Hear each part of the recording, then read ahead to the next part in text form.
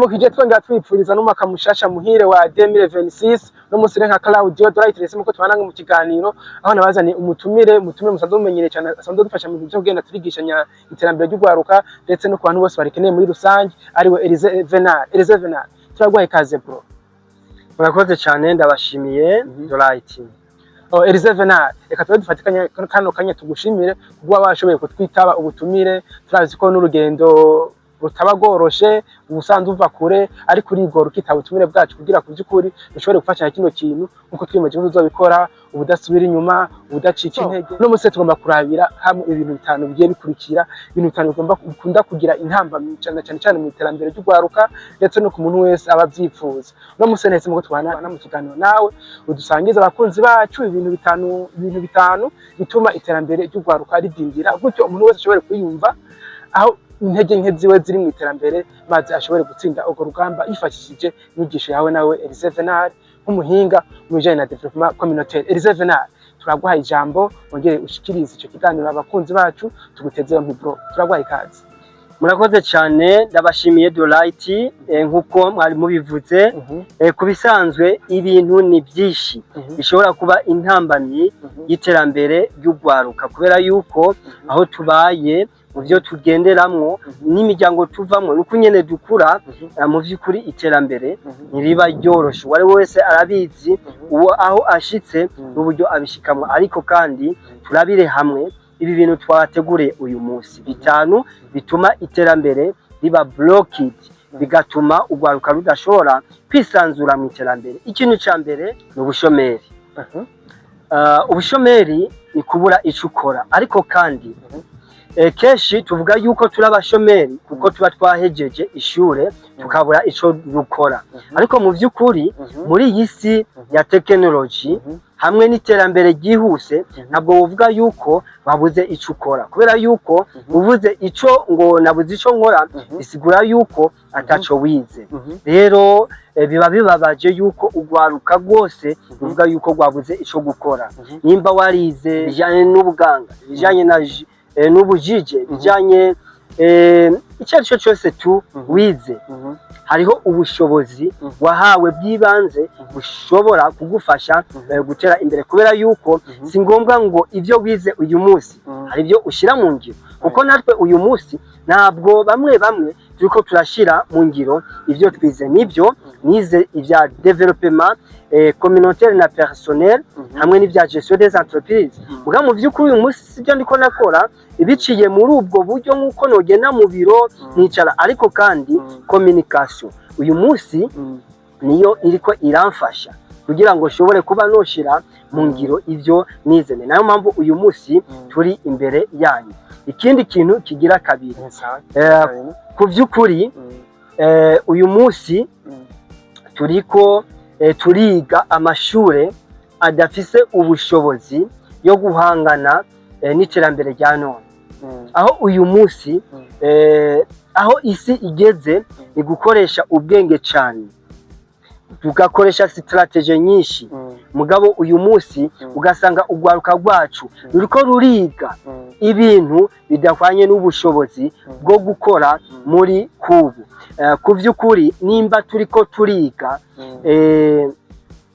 ibijanye n'ikintu runaka mugabo uyu munsi bikadusaba ko tuza gukoresha imashini tuza gukoresha internet tuza gukoresha telefone tuza gukoresha technology yo ku rwego rwo hejuru nitwagera ku isoko mpuzamakungu turaza gucika amazi turaza gucika zero biza kuturangirira ko nkuko ataco twize ari nayo mpamvu abavyeyi bariko barajana abana ku mashuri uyu munsi hamwe na leta yo kwisunga ivyigwa bitangwa mu mashuri kugira ngo bibe ibihwanye n'ubushobozi bwa technology y'uno munsi maze aho umuntu azova ku ishuri avuga ati yes ndashoboye gukora iki niyo utomakazi nzoderaranga utuntu shobore kwibeshaho ivyo kandi ntuvyibagirwe ko hariho abantu benshi bariko baribeshaho mugabo atariko barakora ivyo bize ariko kandi nimba ufise ivyo wize navyo nyene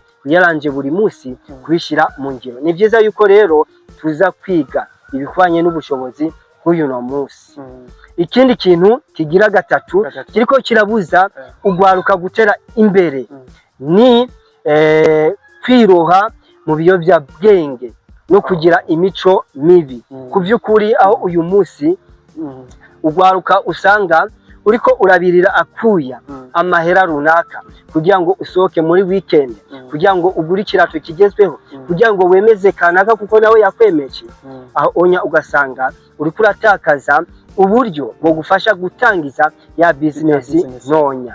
Hariho n'ikindi kintu kandi gituma ugwaruka rushobora gusubira inyuma mu bwonko, aho ishinga turaba amafilimi, tukishinga turaba amavideo adafise ubushobozi bwo kudufasha mu cerekezo c'iterambere rya none, ugasanga hakwiga buri munsi, ahubwo turiko turasubira inyuma mu bwonko, ndetse aho uyu munsi usanga dufise imico mibi gose, tugata umwanya ku matelefone, tuko turasambana ku matelefone. Ikiganiro c'ubutaha byari bibabaje kuba wobona umujene w'uyu munsi aragura amamega n'umwanya wiwe agatelefona uwo yita umukunzi wiwe canke uwo bubakanye je sais pas, akamutelefona pere video bagasambanira ku telefone. Birababaje, nivyo vyica inguvu z'ubwonko, bikica n'inguvu z'umubiri, ndetse tutibagiwe no mu buryo, kubera yuko utakaza umwanya hamwe n'uburyo, navyo ni intambamyi kugwaruka. Ikindi kintu kigira kane gituma iterambere ry'ugwaruka ridindira ni shigikirwa n'imiryango canke igihugu. Mu vy'ukuri imiryango irafise uruhara runini rwo gushigikira ugwaruka kugira ngo dushobore kuba twotera tuja imbere. Bavyeyi, nako mutagize kugira ngo muduhe uburere bwiza, muduhe minervare, mudushire ku mashuri atandukanye, ariko kandi turacabakeneye imiryango yacu kugira ngo mudushigikire no gutangira buke buke kugira ngo dushire mu ngiro ivyo twize. Shobora kurangiza ishure rijanye n'ivy'ubudandazi, muri marketing, muri hehe, ariko kandi nkakenera nk'ibihumbi 100 cyangwa 500, umuryango ugasanga urabifise, nkabasaba ati nimumfashe aya mahera kugira ngo shire mu ngiro ivyo nize, shire mu ngiro indoto zanje, ariko umuryango ugasanga ntuyaguhaye.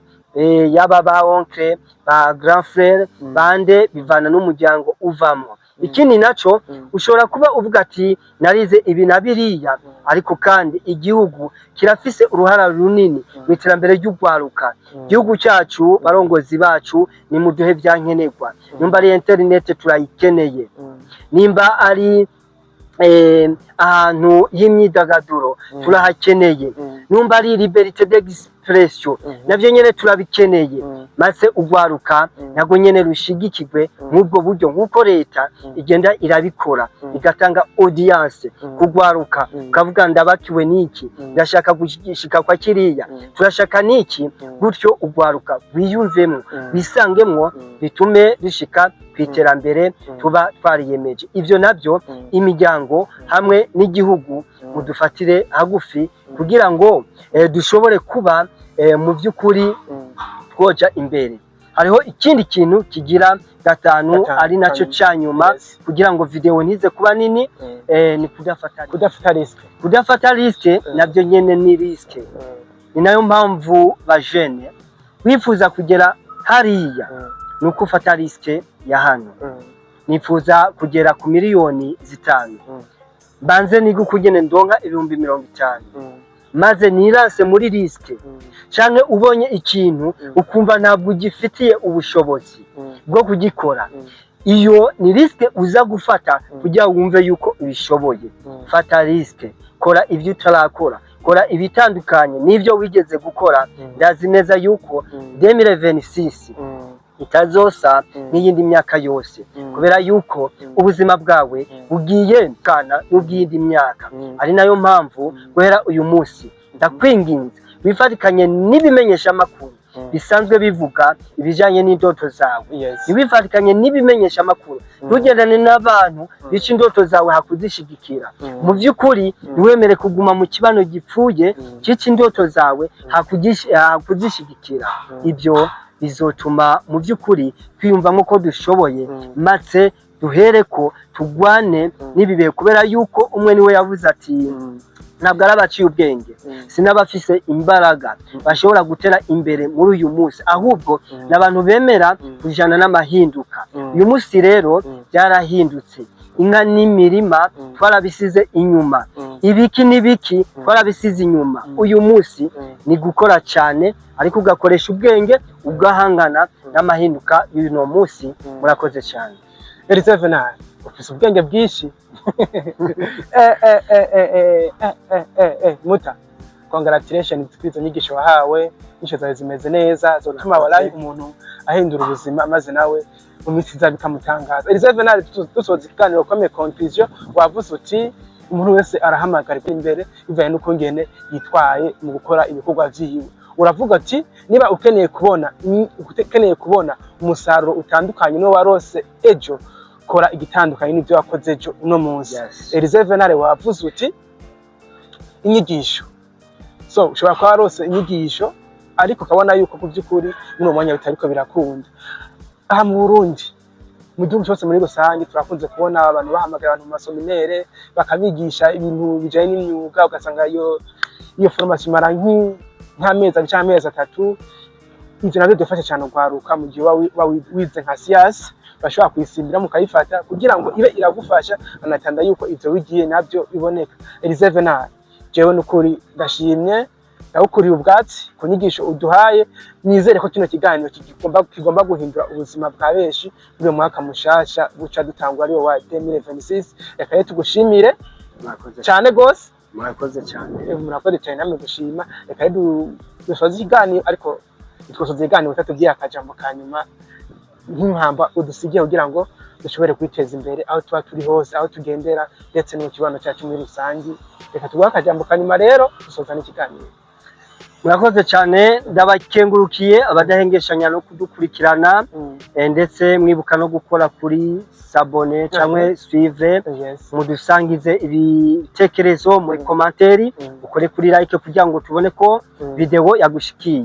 Icyo norangiriza ko rero uyu munsi nuko mu by'ukuri ugwaruka ruguma ruvuga ati oh mama we byarakunze, ahurahaze uriko urirata, ukubona byakunze, uw'Imana ihaye hamwe n'ibindi. Ariko no kubwira yuko twavuye kure kandi twifuza gushika kure. Umusozi ni wewe, aho wifuza kugera ni wewe uhaze. Twese twarafasha amariske, tubandanya dufata n'andi mariske kandi ntituzohagarika. Numva wemeye ko tujana ngo tujane, wemeye kwibandaniriza ibiyobyabwenge no kwibera umushomeri no kumva ko imiryango ari izo gufasha hamwe n'ibindi, navyo nyene ubigumemwo. Ariko kandi iyo ivyo byose niyo bitogufasha, ndazi neza yuko ufise ubwenge n'inguvu, ejo hazoba heza gusumba uyu munsi. Merci beaucoup. Murakoze cyane Elise Venal, naje nka Claudio Dorite. Reka sigenterereye kano kajambo ugwaruka kavuga gati niba ukeneye gushika ku ndoto zawe, gerageza kuzirukanga inyuma, wirengagize ibikugora byose, wowe urabe iyo utegerezwa gushika, maze ntucike intege mu rugendo rwawe rw'indoto zawe, kuko umunsi bizogenda neza ni wowe uzobimenya ubwa mbere gusumba abo bose ubikora baguca intege, ubikora bagupinga, maze ubuzima bukashobora kuba bwiza kurusha. So dusoza ikiganiro nawe utaha. Murakoze cyane. Murakoze cyane.